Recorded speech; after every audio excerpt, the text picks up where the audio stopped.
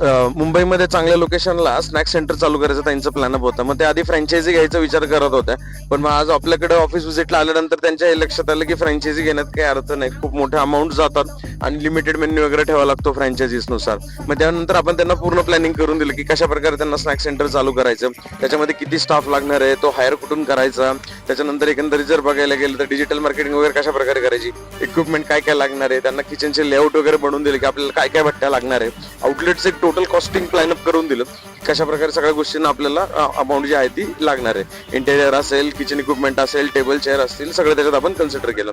यानंतर एकंदरीत जर बघायला गेलं तर सेल्स कसा क्रिएट होतो, तो डिजिटल मार्केटिंग थ्रोट किती येतो, स्विगी झोमॅटो थ्रोट किती येतो, जो वॉकिंग क्राऊड असतो त्यांच्या थ्रोट किती येतो, या सगळ्या गोष्टींमध्ये आमची डिटेलमध्ये चर्चा झाली. बाकी सगळ्या गोष्टी फायनल करून त्यांनी डायरेक्ट पूर्ण प्रोजेक्टच आपल्याला देऊन टाकला. त्यामुळे लवकरच आता मुंबईला आपल्या चक्रा चालू राहणार आहे. स्नॅक सेंटरचं पूर्ण कामच आपल्याकडे येत असल्यामुळं सारखं वारंवार येणं तर होणारच आहे. भेटूया उद्या. तोपर्यंत लाईक करा, फॉलो करा, शेअर करायला विसरू नका. Stay tune.